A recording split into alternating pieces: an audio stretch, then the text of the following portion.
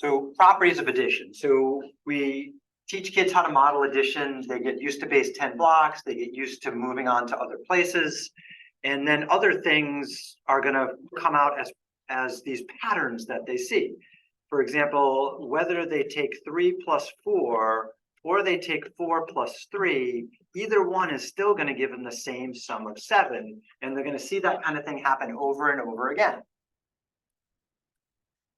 This property, by the way, that the order of the addition doesn't matter, that you can move their positions and it's still okay. Anybody remember what that property is called?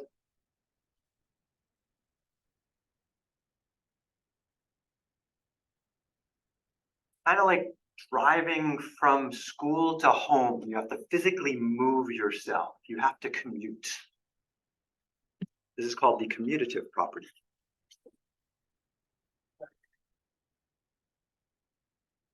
So commutative property is where you physically move the numbers and it doesn't matter.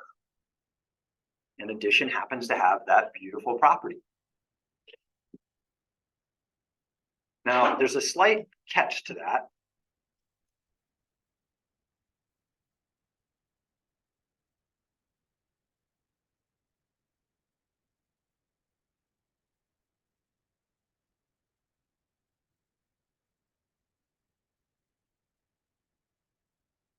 If the first set is Gary's money and the second set is Ruby's money, sure, we can say that combined,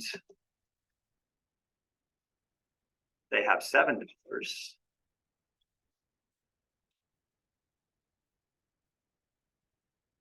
But Gary would be unhappy if you tried to switch his money with Ruby's money. Okay, so the physical aspect of it isn't necessarily interchangeable given the situation. It's just that the order the addition happens doesn't matter. So algorithm-wise, commutativity is a thing.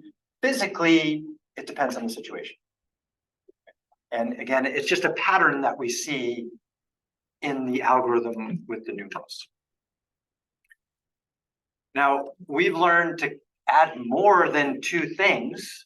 So for example, if I had to add 3 and 5 and 7,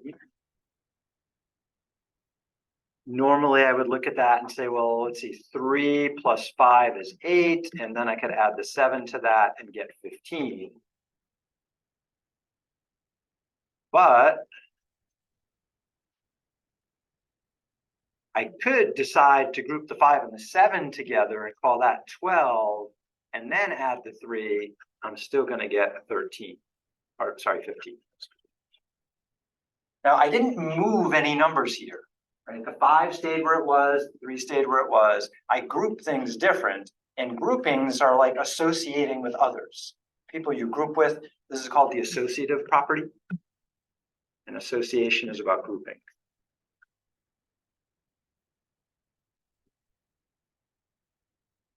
So addition is what we call associative, because we can change the grouping. So commutativity is about moving. Associativity is about grouping.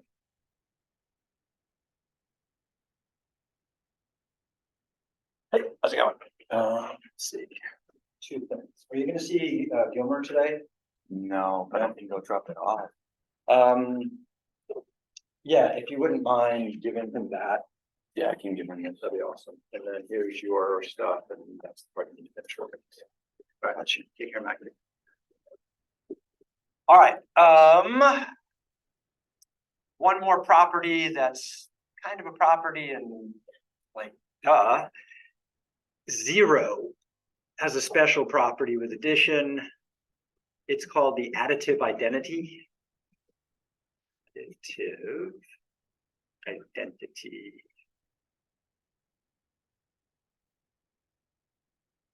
When I add 0, nothing interesting happens.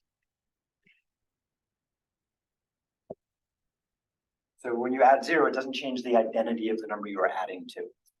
Right? So that's called the additive identity property. It's just how 0 works in addition.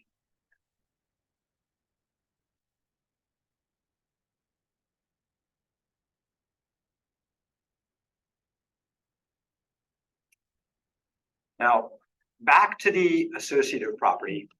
Sometimes when we have a lot of numbers to add, we'll often stack them. 3 plus 5 plus 7 plus 9 plus 8 plus 6 plus 7.